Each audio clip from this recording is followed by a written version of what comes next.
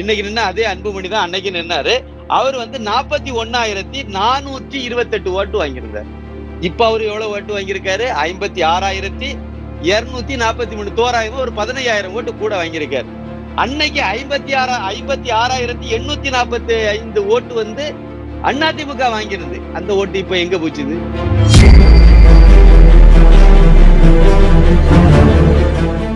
செத்தவன் ஓட்டை போடுறதா இருக்கட்டும், இல்லைன்னா கள்ள ஓட்டு போடுறதா இருக்கட்டும், இல்லைன்னா ஒருத்தனுக்கு 2 டபுள் என்ட்ரி இருக்கக்கூடியதா இருக்கு. சென்னையில ஒரு ஓட்டு ஏற்கனவே போட்டிருக்கு. நான் தான் சொல்றேன்,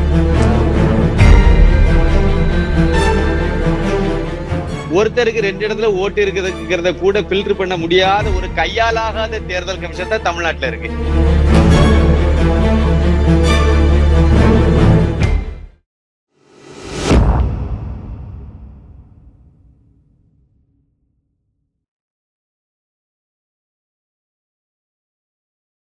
தமிழ் நேயர்களுக்கு வணக்கம். இன்னைக்குதான் பரபரப்பான சூழ்நிலை விக்கிரவாண்டி இடைத்தேர்தல் வந்து முடிஞ்சிருக்கு. அந்த தேர்தல் முடிவு வந்ததுக்கு வரும் திமுக வேட்பாளர் அன்னியூர் சிவா அவர்கள் வந்து வெற்றி பெற்றிருக்காரு. இதை பத்தி நம்மளுடைய விரிவா பேசுறது நம்மளுடைய இணைஞ்சிருக்காரு அரசியல் விமர்சகர் சின்னப்பா கணேசன் சார். வணக்கம். வணக்கம் வணக்கம் வணக்கம். தமிழ் நெஞ்சங்களுக்கு எனது பணிவான வணக்கம். லோக்சபா தேர்தல் மிகப்பெரிய அளவுல வெற்றி பெற்று முடிஞ்சு பிரதமர் மோடி அவர்கள் வந்து பதவி ஏற்றுக்கிட்டாரு. அமைச்சரவை எல்லாம் ஏறி முடிச்சிட்டாங்க. அடுத்து வந்து சட்டசபை தேர்தல் விக்கிரவாண்டியோட இடைத்தேர்தலும் அறிவிச்சாங்க. இது இரண்டுக்கும் நடுவுல வந்து கள்ளக்குறிச்சி கள்ளசாராய விஷயம் வந்து நடந்திருக்கு. இந்த விஷயம் வந்து எல்லாருமே எதிர்பார்த்தது விக்கிரவாண்டி இந்த தேர்தல வந்து பிரதிபலிக்கும் அப்படின்னு எதிர்பார்த்தாங்க சார். ஆனா மிகப்பெரிய அளவுல இந்த மக்கள் இடத்துல எடுபடலையோ அப்படிங்கிற எதிர்கட்சிகள்லாம் ஆவலோட எதிர்பார்த்துட்டு இருக்காங்க. இது எப்படி சார் நீங்க நினைக்கிறீங்க? அதாவது விக்கிரவாண்டி அப்படிங்கிறது ஓட்டை வித்த வாண்டின்னு ஆயிப்போச்சு. ஓட்டை விக்கிற வாண்டி அப்படிங்கிற மாதிரி தான் நான் எல்லாம் புரிஞ்சுக்கிட்டேன். முழுக்க இது வந்து பணநாயகத்துக்கு கிடைச்ச ஒரு வெற்றி அப்படிதான் நம்ம இதை பார்க்க முடியும். நம்ம பல தடவை நம்ம வந்து இதை சொல்லியிருக்கோம். ஈரோடு கிழக்கு சட்டமன்ற தொகுதியில தேர்தல் முறைகேடுகள் எவ்வளவு நடந்தாலும் இந்த தமிழக தேர்தல் ஆணையம் வந்து செவடங்காதுல ஊதுன சங்கு மாதிரியே தான் இருந்தாங்க. கண்ணு 2 அவிஞ்சு போன மாதிரி தான் இருந்தாங்க. அவங்க அதை பத்தி கவலையே படல. அப்புறம் எதுக்கு இது ஒரு கேலி கூத்தானதுல முதல்ல டிக்ளேர் பண்ணிட்டு போலாமே, விக்கிரவாண்டி திமுக வெற்றி அப்படின்னு சொல்லிட்டு போலாமே. இவ்வளவு செலவு, இவ்வளவு பேர் அங்க நடந்து கத்தி கும்மாளம் போட்டு எதுக்கு?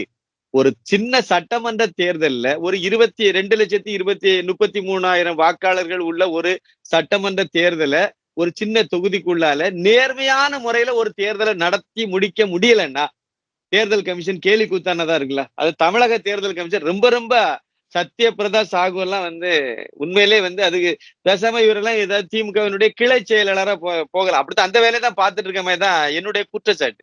இது இருந்தே இதே மாதிரி தான் பண்ணியிருந்து. எனக்கு தெரிஞ்ச ஒரு தகவல் சொல்றேன். உள்ள விஷயத்துக்கு போற முன்னாடி ஒரு தகவல் சொல்லிடுறேன். சென்னையில என்னுடைய நண்பர் ஒருத்தர்கிட்ட வேலை பார்த்து அவங்க கம்பெனி நிறுவனத்துல வேலை பார்த்த ஒருத்தருக்கு வந்து சென்னையிலயும் ஓட்டு இருக்கு, அவருக்கு விக்கிரவாண்டிலையும் ஓட்டு இருக்கு. அவரு விக்கிரவாண்டி பூர்வீகம். அவர் வந்து சென்னையில வந்து ஓட்டர்ஸ் ஐடியா கொடுத்து இப்பதான் பாராளுமன்ற தேர்தலுக்கு ஓட்டு போட்டிருக்காரு. கிட்டத்தட்ட அந்த ஓட்டு மை வந்து இன்னும் நுனியில தான். இப்ப ஒருவேளை வெட்டுநையில அழிஞ்சு போயிருக்கலாம். இவர் அங்க போய் ஓட்டு போட போறதுக்கு முன்னாடியே அவருக்கு 5,000, அவருடைய மனைவிக்கு 5,000, 10,000 ரூபாய் நீ இப்ப ஜிபேல போட்டா நான் வருவேன், அவ்வளவுதான் கண்டிஷன். ஏன்னா அங்க வந்து லிஸ்ட்ல ஓட்டர்ஸ் லிஸ்ட்ல பேர் இருக்கு. அங்க வேற ஏதாவது ஒரு ஐடியா கார்டு அடையாள அட்டையை காட்டிட்டு போய் ஓட்டு போடலாம். அப்படிதான் போட்டு வந்திருக்காரு. இவருக்கு வந்து ஜிபேல 5,000 ரூபாய் அனுப்பியிருக்காங்க. ஒரு ஓட்டுக்கு 2 ஓட்டுக்கு 10,000 ரூபாய் அனுப்பியிருக்காங்க. அங்க போய் மழைப்படி அங்க போய் ஓட்டு போட்டுட்டு திமுக தான் ஓட்டு போட்டிருக்காரு. ஓட்டு போட்டு முடிச்சிட்டு அதுக்கு பிறகு இவருக்கு சாராயம் எல்லாம் வாங்கி ஊத்தி விட்டுருக்காங்க. நாளைக்கு தான் சென்னையில வந்து வண்டி இறங்கும்னு நினைக்கிறேன். இது இன்னைக்கு இப்போ 1 மணி நேரத்துக்கு முன்னாடி பேசிட்டு இருக்கும்போது சொன்ன ஒரு தகவல். இவ்வளவுதான். இதுதான் விக்கிரவாண்டியினுடைய தேர்தல் லட்சணம்.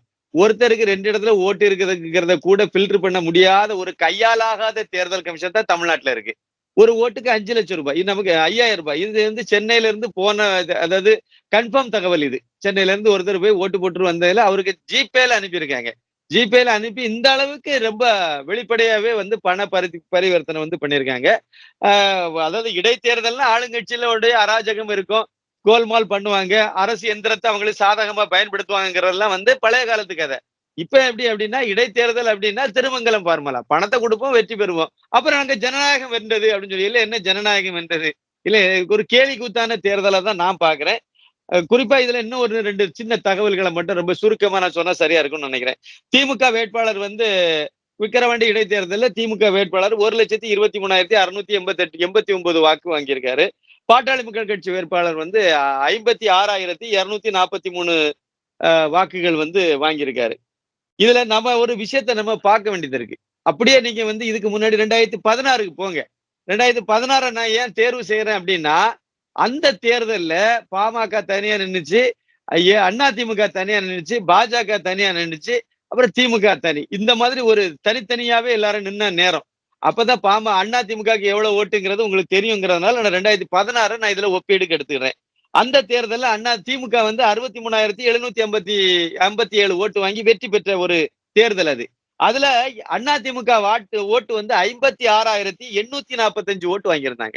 2016 ஜெயலலிதா இருக்கும்போது நடந்த தேர்தல். விக்கிரவாண்டி சட்டமன்ற தொகுதியில வந்து அதிமுக 56,845 ஓட்டு வாங்கியிருந்தாங்க. அதே தேர்தல்ல பாமக இதே வேட்பாளர் இன்னைக்கு நின்ன அதே அன்புமணி தான் அன்னைக்கு நின்னாரு. அவர் வந்து 41,428 ஓட்டு வாங்கியிருந்தார். இப்ப அவரு எவ்வளவு ஓட்டு வாங்கியிருக்காரு? 56,243 தோராயமா ஒரு 15,000 ஓட்டு கூட வாங்கியிருக்காரு. அன்னைக்கு 56,845 ஓட்டு வந்து அதிமுக வாங்கியிருந்து அந்த ஓட்டு இப்ப எங்க போச்சுது? ஏன்னா இன்னைக்கு திமுக எவ்வளவு ஓட்டு வாங்கியிருக்கு? 1,23,000 ஓட்டு வாங்கியிருக்கு. அன்னைக்கு இன்னொரு விஷயமும் இருக்கு. அந்த 2016 தேர்தல்ல வந்து மக்கள் நல கூட்டணின்னு ஒரு கூட்டணி வச்சிருந்தாங்க. தேமுதிக வந்து கம்யூனிஸ்ட் எல்லாம் உள்ளடக்கிய ஒரு கூட்டணி அது. விடுதலை சிறுத்தைகள் இதெல்லாம் உள்ளடக்கிய கூட்டணி. அந்த தேர்தலில் அந்த தொகுதியில அந்த கூட்டணி சார்பில் சிபிஎம் மார்க்சிஸ்ட் கம்யூனிஸ்ட் வேட்பாளர் நின்னாங்க. அவங்க வந்து 9,981 ஓட்டு வாங்கியிருந்தாங்க. 10,000 ஓட்டு நீங்க கணக்கு எடுத்துக்கலாம். தேமுதிகவுக்கும் ஒரு 10,000 சில்லற ஓட்டு அங்க இருக்குங்கிறத நம்ம குறைந்தபட்சம் புரிஞ்சுக்கலாம். அதிமுகவுக்கு ஒரு 56,000 ஒரு 57,000 அளவுக்கு ஓட்டு இருக்குங்கிறத நம்ம புரிஞ்சுக்கலாம். பாஜகவுக்கு அன்னைக்குள்ள நிலவரத்திலே அப்ப பாஜக பெரிய அளவுல இங்கெல்லாம் வலுவா இல்லாத நேரம். அன்னைக்கே ஒரு 1,200 சில்லற ஓட்டு அதுக்கும் இருந்திருக்கு. இப்ப இன்னைக்கு நம்ம என்ன கேக்குறேன்னா 15,000 ஓட்டு அந்த அன்புமணி அவர்கள் பாமக வேட்பாளர் வாங்கியிருக்காரு. அதுக்கு உள்ளால வந்து டிடிவி தினகரன் அவர்களுடைய ஓட்டு இருக்கு. அப்புறம் வந்து பாஜக ஓட்டு இருக்கு. இன்னும் இந்த பாஜகவும் கொஞ்சம் ஓரளவுக்கு வளர்ந்திருக்கு. அப்படின்னா அந்த 15,000 ஓட்டும் இந்த மாதிரி வந்த ஓட்டுன்னு நம்ம புரிஞ்சுக்கலாம். தேமுதிகவுல உள்ள ஓட்டும் சரி, குறிப்பாக எடப்பாடி தலைமையிலான அதிமுக அணியில உள்ள ஓட்டு ஒரு ஓட்டு கூட பாமகக்கு விழல அப்படிங்கிறத நாம புரிஞ்சுக்கலாம். விழலைங்கிறத விட அது அவ்வளவுமே பங்காளிகளுக்கு திமுகனால போகாதுன்னு நினைச்சேன். ஏன்னா தொண்டர்கள் வந்து ஓட்டு போட மாட்டாங்க. என்ன இருந்தாலும் வந்து ஜெயலலிதாவை ஏத்துக்கொண்டவங்க உதயசூரியன் சின்னத்துல அவ்வளவு ஈஸியா ஓட்டு போட மாட்டாங்க. அதே மாதிரி எம்ஜிஆரை ஏற்று நேசிக்கக்கூடியவங்க அந்த தீய சக்தி திமுகவினுடைய சின்னம் உதயசூரியன் அதுல ஓட்டு போட மாட்டாங்க. இப்படிதான் நான் சொல்லிட்டு இருந்தேன்.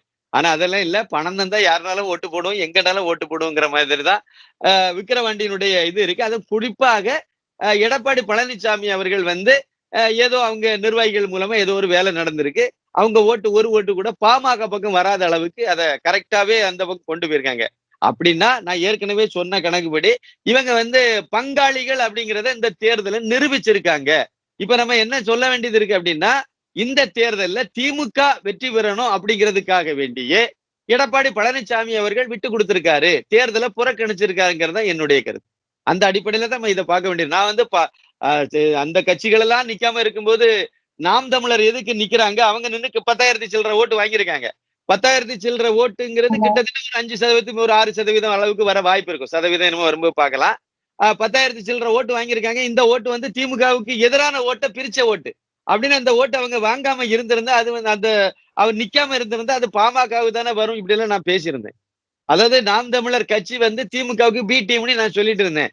இப்ப பி டீம்னா அது சி டீமா இருக்குது எடப்பாடி பழனிசாமியுடைய அணி அப்படிங்கிறத நம்ம இந்த தேர்தல்ல நல்ல அப்பட்டமா புரியுது. இது அதிமுகவுக்கு ஓட்டு போட்ட இதுக்கு முன்னாடி அது வெற்றி பெற்ற தொகுதி இல்ல அது. அந்த இடத்துல அப்ப வலுவான ஒரு கட்சியா இருந்தது அதிமுக. அந்த வலுவான இருந்த கட்சியினுடைய ஓட்டுகள் எல்லாமே அப்படியே திமுகவுக்கு பக்கம் போயிருக்கு அப்படின்னா இது கொஞ்சம் யோசிக்க வேண்டிய விஷயம்தான். பணம் கொடுத்து வாங்கினாங்கிறது ஒரு பக்கம் இருந்தாலும் அவங்க ஏதோ ஒரு வகையில மறைமுகமா ஒரு வேலை பார்த்திருக்காங்க அப்படின்னு தான் என்னுடைய புரிதலாக இதுல இருக்கு. இப்ப வந்து அதிமுக வந்து தேர்தலை புறக்கணிச்சிருக்காங்க. தேர்தலை புறக்கணிச்சிருக்கனால இப்ப இந்த தேர்தலுடைய முடிவுகள் வந்து அதிமுக ஒரு கிரேஸ் பாயிண்டா இருக்குமா இல்ல அவங்களுக்கு ஒரு மைனஸ் பாயிண்ட் தானே சொல்லுது மிகப்பெரிய மைனஸ். அதாவது தேர்தல் நின்று தோத்து போயிருந்தாங்கன்னா இன்னைக்கு பாமக ரைட்டு டெபாசிட் எல்லாம் வாங்கி மானத்தை காப்பாத்திட்டாங்க. ஆனா எடப்பாடி பழனிசாமி இது கீழே தான் வந்திருக்கும் ஓட்டு வரதுக்குதான் வாய்ப்பு. அப்படி 4வது இடத்துக்கு போய் இல்ல 3வது இடத்துக்கு போய் அசிங்கப்படக்கூடாது. 3வது இடத்துல போவோம். 3வது இடத்துல போய் அசிங்கப்படக்கூடாதுன்னு சொல்லி அவர் தவிர்த்ததா தான் நான் புரிஞ்சுக்கிட்டேன் அப்போ. ஆனா இப்பதான் தெரியுது, இது வந்து திமுகவுக்காக அவர் விட்டு குடுத்திருக்காரு. அதனால மறைமுகமா திமுகவுக்கு அவங்க எல்லாம் நிர்வாகிகள் எல்லாம் கீழ்மட்டத்துல நல்லாவே வேலை பார்த்திருக்காங்க. திமுகவில உள்ள வன்னியர்கள் கூட அப்படியே அதிமுகவில உள்ள வன்னியர்கள் கூட, தேமுதிகவில உள்ள வன்னியர்கள் கூட அப்படியே திமுகவுக்கு ஓட்டு போட்டிருக்காங்க. அப்படிங்கிறது இந்த இடத்துல புரிய முடிகிறது. இப்ப இவங்களுக்கு எதிரி வந்து திமுக கிடையாது.